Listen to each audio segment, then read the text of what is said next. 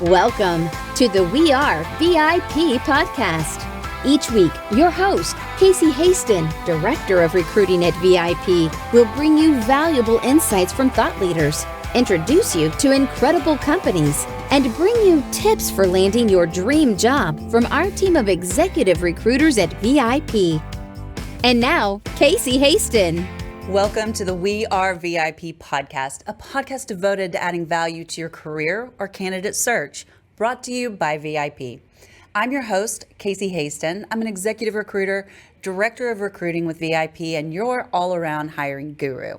You know, it is always my intent to bring you thought leaders and influencers who can help you change the way you do your job search or find that better job or even find that different whole career path. So today is no different, and I am so excited. Today on the show, I'd like to welcome Mitchell Levy, global credibility expert, author, and coach. Mitchell is the founder of Credibility Nation, a program that helps individuals boost their credibility within their social and professional circles. Mitchell has hosted TEDx talks, written books, and hosted dozens of webinars and speaking events to help others enhance their credibility.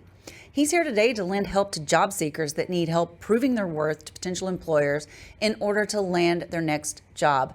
Thanks for joining us today, Mitchell. Oh, it's absolutely my pleasure. Thanks for having me. I am just, I have to tell you, I'm a little awestruck by you, just a little bit. And when I've heard you speak several times in person and virtually, mostly, and I'm not going to say where because I want you to tell everybody where, but, the first time I was like, oh, this guy gets it. Oh my God. And then the second time, and you were rolling out your new TEDx talk, and I was just like, how does he keep getting better?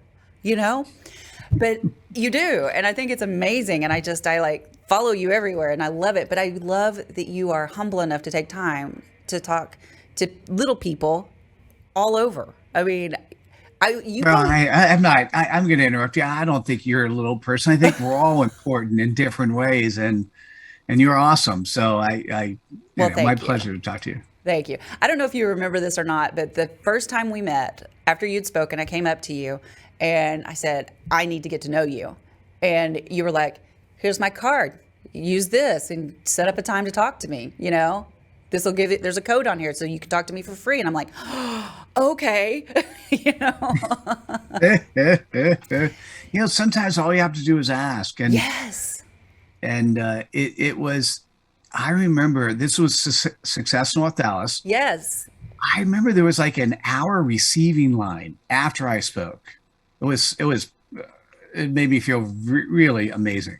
Wow. Yeah. Success North Dallas loves you. And I'm glad you brought that up because I always like to start the show off telling people how we got connected because I want to show the power of networking. So we got connected at Success North Dallas. I get a lot of my guests for the show from there. I won't lie. So I'm so glad that we finally got to the point where you were able to join us on the show. I love that. And we have to mention Bill Wallace because, he's absolutely amazing. And that's one of the things I talk about is spreading cred dust. So, yes. Bill's the one who ultimately introduced us. Absolutely. Absolutely. So let's just kind of dive into this topic today because you've done so many things. And I wish that we had like an hour to talk about this just because, from the very first time I heard you speak to now, it's the same, but it's different, and I love what you've done since I met you. But Credibility Nation, it's incredible program that is changing lives. I know I've been on the platform, really enjoy it. So what inspired you to become a credibility expert? I've done a lot of different things, as you mentioned. Let me give you a concatenate in 20 seconds. Okay. I've been in Silicon Valley for 35 years. I've sat on the board of a NASDAQ company for 9 years. I've started 20 companies. I've created 4 executive business programs at Silicon Valley organizations. I've run 4 CEO networking groups. And as a book publisher, I've published over 750 books. Okay, let's put that aside. Okay. And what ended up happening, and this was actually right before I did my first talk at Success North Dallas, is I recognized when I did my first TEDx that I needed to change my business model. And the business model now is we help busy, successful professionals who are looking for more credibility with a book and have no time. And so you have to imagine 4 to 6 months down the road, we've made them an Amazon best-selling author. They spent 5 to 10 hours. Well, built a writing school in 2018, rebranded myself at the beginning of 2019 and called myself global credibility expert. And then I woke up. And so this is, if you're looking for a job, if you wake up and you have a vision. I woke up, the vision was a Napoleon Hill vision. And essentially it said, Napoleon Hill, 500 millionaires, think and grow rich. If Mitchell Levy interviewed 500 thought leaders, I'd have a book. What ended up happening is I not only got the book, but I got a whole lot more, which we'll cover in the rest of the interview. In essence, I now have as a life purpose the desire to help educate people, but not just because people need credibility. The current TED Talk I did, and actually what was really cool is I did get to practice. My first practice, I practiced 30 times. My first practice of the current TEDx. It's called We Are Losing Our Humanity, and I'm tired of watching it happen. And the first practice was in front of 80 people at Successful at Dallas virtually. Yep. I was there. And it was great. And the end result is so much different because I did it 30 times. So by the way, if you're looking for a job, you don't always get it right the first time. And so what's important is you do spend the time and the energy to focus on what you love. And what I absolutely love now is what I'm actually doing. And that is helping. Probably the best way I say it, I'll share with you the CPOP and I'll give you some air to ask the next question. 98% of those people I interviewed could not articulate who they served and the pain point they addressed in 10 words or less. 98% of the thought leaders I interviewed could not articulate their purpose. So I'm going to share mine. It's 4 words. Businesses that feel invisible. And what I love doing, what I get excited about, is helping someone who's feeling invisible. So you could be invisible because you're playing the wrong playground. Mm-hmm. Right? All your clients are on LinkedIn and you're playing in Facebook and you wonder why you don't have a Facebook presence. You don't need one if your clients aren't LinkedIn. Typically, by the way, most people have crappy LinkedIn profiles. Or, and now this is really important, 98% of those people I talk to, even well-known thought leaders, could not articulate their purpose in 10 words or less. Guess what? They too are invisible. I love it. So you threw out a term. I know what it is, but I bet our audience doesn't. You said CPOP. What is a CPOP? It's called customer point of pain. You might want to, if you want to, for some people who don't want to, quote unquote, sell pain, it's customer point of pleasure. Oh. You could call it credibility proposition. What I'll say is, if you went to mitchelllevy.com/CPOP, you could actually see a dictionary definition of that. It is who you serve and the actual pain point you address. And so if you can get that in 10 words or less, it's all of a sudden, guess what happens? You become memorable. And that's what's important, is to create when you say something, like if you remembered nothing else, Casey, from this interview, oh my God, right? I was talking to somebody yesterday. They said they felt invisible. I gotta recommend Mitchell. What is it that you're going to say? If you're watching this, you're listening to this. Sorry, we're watching each other. If you're listening to this, what is it that you say that's like 3 or 4 seconds that people go, oh, that's fascinating? So are you literally asking me, what do I say? Oh, if you want to, I will. I was an open-ended question. I'm glad you picked it up. Yeah. What do you say? I tell people that I am the networking ninja. I like it, but what's the purpose? What's the end result? What are you solving? Because I want people to realize that I build connections and that I am a connector. And that's where I find my passion. And it just so happens that when I connect people, I happen to find them jobs. Nice. So is it most of the people, and I think I know this, do you mind if we work on your CPOP? Would that be okay? Let's do it.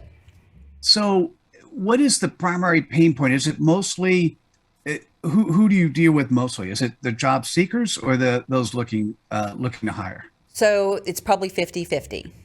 Okay. Actually, it's probably more 80% the clients right now than the candidates because of this job market. But it Nice. can fluctuate. All right. So then you could say, if you want, companies might be the first part of your CPOP. And what is their primary problem? Finding good talent. Oh, I love to watch you think. yeah.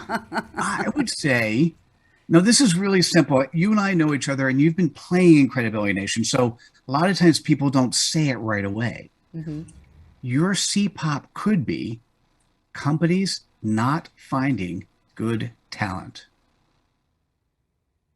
So here's what happens if you stand up in front of a room and somebody says, "What do you do?" This is by the way is relatively new. This is about a month old. I figured this out. What you want to do is you don't say "I help" or "we serve." And by the way, I love the networking ninja stuff that you do and the connector. That's always when I say tell me more, that's when you say it. Okay. All right. So what you want to do is you want to start off by saying the types of companies that are typically attracted to me, or the types of clients that are typically attracted to me, and then do a pregnant second pause, like 1 second pause. So the types of clients that are typically attracted to me, companies not finding good talent. Now, if you're a job seeker, let's say you're talking to a bunch of jobs, like, wait, what do you do? Because I'm in. I want it.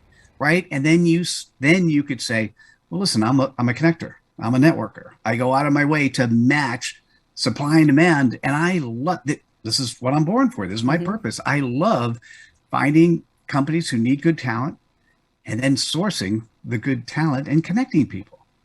And that turns out to be super memorable, because the next time somebody says they're a company that just can't find good talent, they're going to think about you. I like it. I may start doing that. That's pretty good. Thank you for that. Oh, you're welcome. I like it when I get to be the subject and I get to learn something new. So let's go back to what we were talking about. So in one of your TED Talks, you introduced the concept that most people are dubious rather than credible. So why and how do you think people have lost credibility throughout throughout this? Or how can we inspire them to be more credible? Yeah, it's a shame. First, we'll say it's a shame.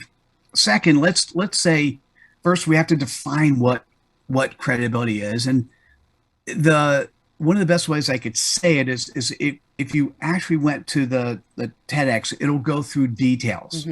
So we're losing our humanity. I'm tired of watching it happen. And there are 10 skills associated with credibility. And let's focus on the top 3 pillars. Credibility really is the quality that people trust you, and there are components associated with trust. It's also the quality that people know you. And by the way, it's also the quality that they like you. There's just so many opportunities for both companies who are hiring and people who need to get hired. There's so many opportunities. You really do need to be trusted. They need to know, not just know of you, but know you and trust you. Now, what happens is we're all looking for experts. We're all looking for some source of universal truth. For some, it's religion. For some, it's the next thought leader that comes in and says, oh, you have to do things this way. And what I'm going to say is those thought leaders, those people that are teaching you, potentially dubious, by the way, is the opposite. It's when I think about Credibility Nation, it as a movement, we needed an arch rival. And so the nemesis, a good nemesis of Credibility Nation is Dubious Nation. Now, I came up with that name because dubious could be slightly playful. And I have to tell you, I step into Dubious Nation at least once a day. Right. And so what happens is I'm credible if either I self-correct or if I surround myself with accountability partners who say, Mitchell, I think that was dubious, was it? And then I think about it and I change my behavior. So what happens is you've got these thought leaders who are telling you, there's a classic example, a company or business that is trying to source their employees out of LinkedIn, because that's really where all their employees will come from. Mm-hmm. And they then see somebody who says, if you spent $20,000 creating a funnel and doing it in Facebook, we would solve your problems for you. And they go, okay. Now, what I'm going to say is the person who's selling it may be selling something dubious, and it may not be they're malevolent or mischievous. It may just mean that it worked for somebody in the past. They think it's going to work for you. So it may be that the propagation of dubiousness is simply they're trying to share expertise. We have all these experts now. Mm-hmm. They're trying to share expertise. What they haven't done is enough research to recognize that A, time changes, and B, what worked for one person at one point in time or one company at one point in time won't work for the next. Absolutely. Absolutely. So, and kind of going back to this, why and how do you think people have lost this credibility throughout the generations? Because I mean, I feel like when you look at like my grandparents, they were very credible. And it just seems like it's less and less. Am I wrong? No, you're not wrong. Thank you for getting me back on track. It's an interesting question. First, it's possible with social media that your grandparents were not as credible as you think they are. There may have been things they got away with that nobody knows because there weren't cameras hanging around to capture it, right? So I'm not saying that's true, and I'm certainly not saying that about your grandparents. What I will say, though, is we've been indoctrinated not to focus on the golden rule. We've been indoctrinated that sometimes taking the quick and easy route gives us the answer. And what we've forgotten and where we need to go, what we've forgotten is the importance of the human, of the person who's right in front of you right now. The most important person that's in your day is the person you're talking to at that moment. Staying present, staying focused, trying to be of support. When you make a promise, delivering on that promise. One of the things we did at Successful at Dallas is we actually wrote a book in 5 minutes because there were 200 people in the audience. Yep. Everyone contributed. Spectacular. And the book was titled "We Texans Do Business with a Handshake."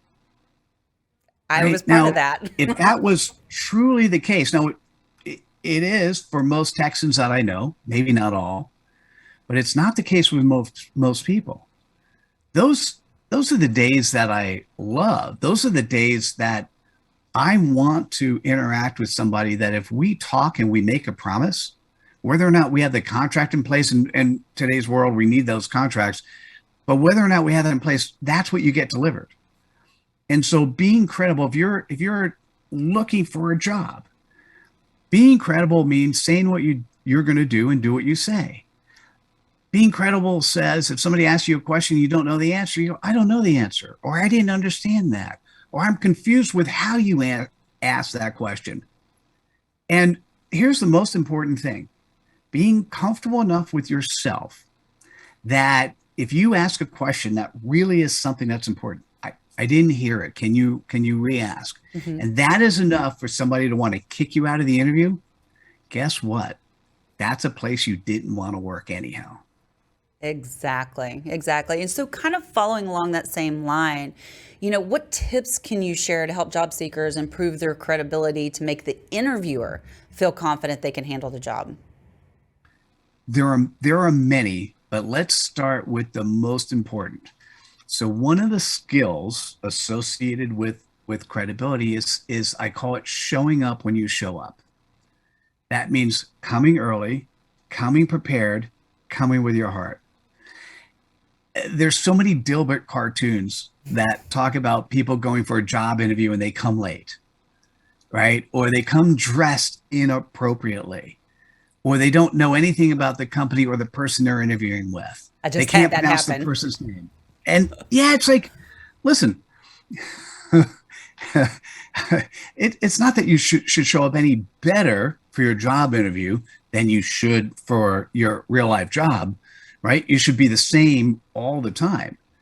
But if you're going to show up and you're not early, you're not prepared, and you don't come with your heart, right?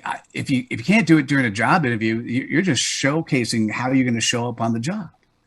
And so that would be the most important, is to make sure you do that. Now, when you're coming, with all those elements, you also have to make sure that if you're looking for a job, research the company, see what's going on. It's not that you have to share what you've learned, but if you get asked the question, you're prepared, right? Absolutely.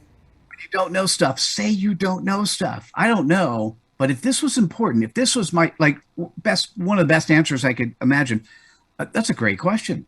I don't know that answer, but if I had time now, or if I was on the job, I would research it by doing blah blah blah.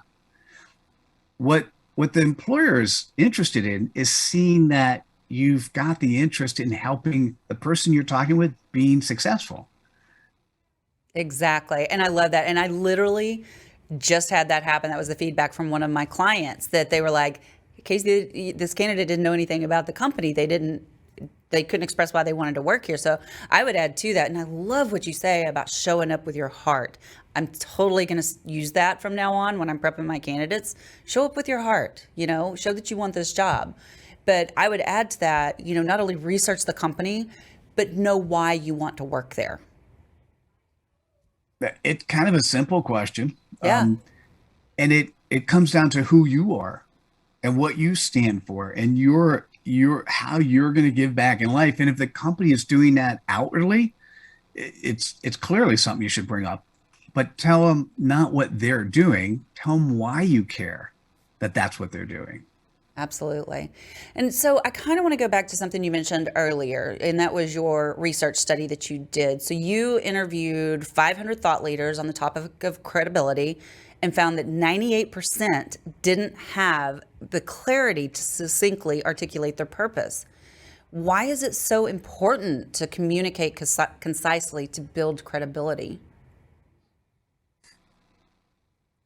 We it's so interesting. I'm a visual thinker, so I actually my eyes go on the top of my head. I'm thinking about, okay, how I do we do the answer this same question? thing. Got that. It's like you're checking your files, right? Yeah. In today's world, we're bombarded with so much information and so many people. We have such little time. We're going to make a snap judgment. If we're meeting somebody, we're making that snap judgment in the first 3 or 4 seconds. And sometimes, okay, we line somebody up just by how they walk if we're physically, how they walk in the room. Do they have eye contact? How firm is their handshake? Not too firm, not too soft, right? So before they even speak, we're making a snap judgment. And then what happens is if you get that loaded question, to me, the best question would be, okay, if you got the job, what would you do with it? Or if you got the job, where do you go next? Or 3 years from now, where do you see yourself? Or 5 years from now, or on your tombstone, where do you see, right? Like the ability for you to, the way I would say it is, if you know who you are and you love what you do, what you want to be able to do is create a playground. So people understand this is the playground, you play it. And let me look at it from the perspective of, if I'm selling a service, in this case, your service is having companies who can't find good talent. And of course, having talent find good companies to work for, right? Your playground is that area where you're matching, where you're doing your special sauce, right? So if you're looking for a job, who is the company? Where do they play? And in terms of where you play, how does your playground overlap with their playground? And what happens if you could speak in the type of terms, this is what a CPOP is really good at. If you could speak in the type of terms where you're not talking about how cool you are and how amazing you are. You're basically saying, this is my purpose in life, my desire, my goal, my excitement level is to do the following. And you know what? There's a really cool overlap with your company. And this is what I would see happening when I get the job and I help you be successful in this way. I love it. I love it. So also referring back to this study, you said that, let me see my notes. I want to make sure I quote this right. 80% of those you interviewed were great in person, but had subpar online presence.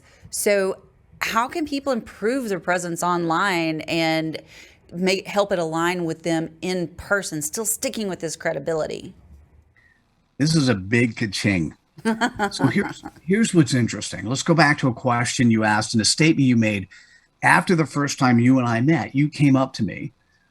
Now, I don't know you from anything because you had seen me. You had spent time with me potentially asynchronously, right? If you look to see who the speaker was, you got to see me live synchronously, and then you come out of the blue and say, I need to get to know you better. No, I don't know better. I don't know anything. So I'm just going to talk to you. Listen, I will talk to anyone who wants to for a half hour. Getting that next half hour is kind of difficult. So if there's time on my calendar, I love to do that. So the question is, who are you when you show up? Are you somebody in the first short period of time can actually impress me? But here's what's going to happen. Before you show up, I'm going to research you. I'm going to Google your name. And I'm going to make an impression of who you are and what you want out of that meeting. So here's what's interesting. It turns out from the research, I realized I had a superpower. One of the superpowers I have is clarity, and it's helping people clarify who they are and who they serve. In essence, helping them live their purpose. Since the name is called seed popping, what we do in masterminds that we help create for companies is we help the company seed popping. We help them understand their purpose and then actually change who they are so they are delivering on their purpose, right? So what's interesting is when I get in a green room and I get to understand who somebody really is so they could show up the best way possible on the interviews that we're doing. Oh, I forgot to mention, I now have turned those interviews into a product. So we actually create, I call it cred reels, credibility shine videos. We create cred reels for people we work with. And when I get to see them, I get to see who they really are. Now, here's what's next. Is after I learned who they are and really decide I like them and we produce a good product, I then just went to see how they show up asynchronously. Now, I used to use the word online, offline, but now with Zoom and all these ways in which you can synchronously, like I'm not in the studio. I mean, I wish I was, but I'm not in the studio with you, but we're still synchronous. Yes. Right. And so I had done all the research. I was going to write in the book that was published, I was going to write online, offline. And I realized that doesn't take what we're doing right now into consideration. And so I changed it to synchronous and asynchronous. So synchronous, who are you and how do you show up? You already asked that question. How do people, when they go to the interviews, how do they come up better? Before you even get that chance, how do you show up asynchronously? And so when somebody researches you, we have I think you had participated partially in the 5-day challenge we had. In the first day, the 5 days, it's basically called being seen as credible is the 5-day challenge. And the first day is what happens when people research you. Well, what pops up? You know, if you're on social media and it looks like you're partying all the time, you're applying to a company that may not be a good thing. You've hurt yourself before you even walked in the door.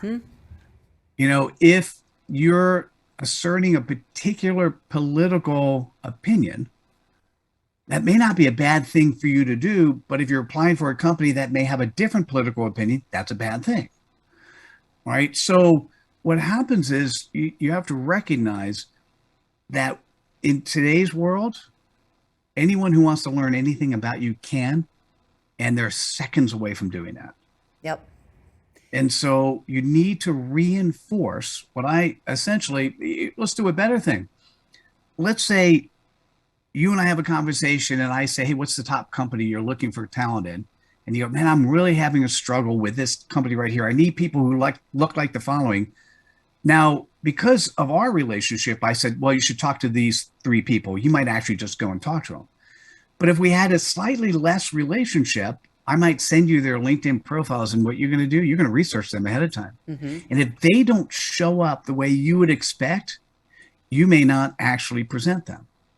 And that's why it's important that asynchronously you reinforce who you are and how you show up in the world. That is such good advice. How do people participate in Credibility Nation? When's the next one coming out? So it is a membership community. We've been told that we should be pricing it at $97 a month. Now, what I'll say is credibility is a journey, not a destination. So we charge $99 a year because I want you to be on the journey of credibility for life. And I'd love to have you come join me. So just go to credibilitynation.com. One of the things that are happening is the first week of the third month, every quarter, we run a 5-day challenge. Now, if you join Credibility Nation and you're somewhere in the middle, you can actually go and see the previous 5-day challenge. It's just bundled into it. And you could learn how you can better show up credibly and see how we've interacted. If you get lucky enough to come live, you could also then directly ask questions while we're doing the 5-day challenge. And it's just powerful. I mean, I don't know what else to say. It's one of those, they're all different. And we keep every quarter, we're just keeping a running tab. You can go and see what we cover every time. And what's fascinating is it's going to change because the world changes. Mm-hmm. It's going to change because we've changed. And so what's fascinating is taking who you are today and doing your best to show up credibly, or as I mentioned before, to be able to C-pop yourself. So C-popping as a verb is I got to figure out what's the best way to, are you C-popping yourself? That doesn't sound as good, but we'll have to come up with a good way to say that. But that's really what you want to do. Who are you? Who do you serve? And how do you continually reinforce that in everything you do? I love it. How do people find you, the man? So, if you join Credibility Nation, you could actually contact me directly. You could also go to mitchelllevy.com. And by doing that, and I'm on all social media, it'll point to other social media that I'm on. And if you want to book time on the calendar, you can just go to mitchelllevy.com, click on contact us, and you'll be able to book time directly on my calendar. I love it. And I love it.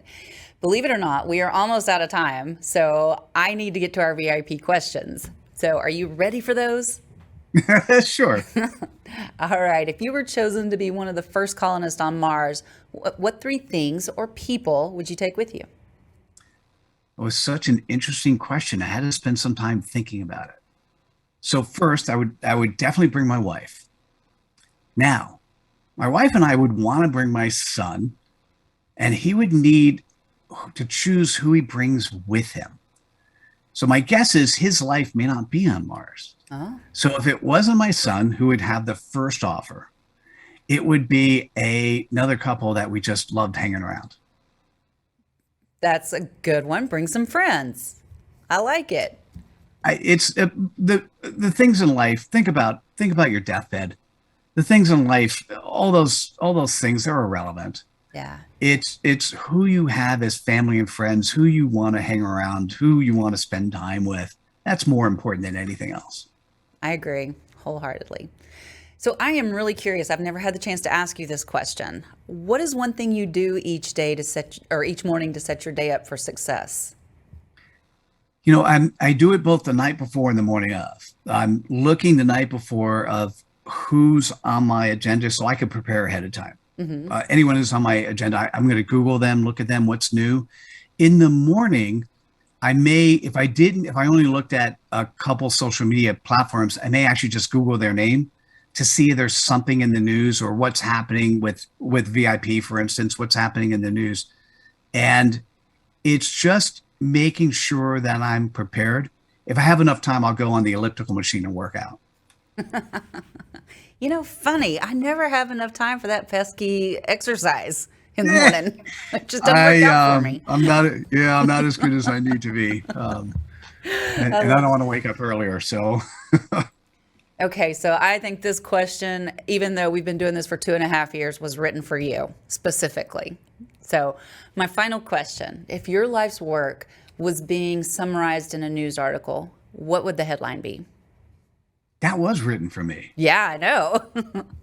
Global credibility expert Mitchell Levy tips the scale between credible actually, let me not say tips, helps tip the scale between credible and dubious. Beautiful. That's beautiful. Well, Mitchell, I appreciate your time so much here today. And I just have one last thing to say to you. You are a VIP. Thank you. You know, even though I should know that's coming, it still puts a shiver on my body when I hear you say that. So nicely done. Thank you. And that's a wrap for today. Join us next week here on the We Are VIP podcast. We'd love to know how we can help you be a VIP. To find out more, log on to wearevip.com.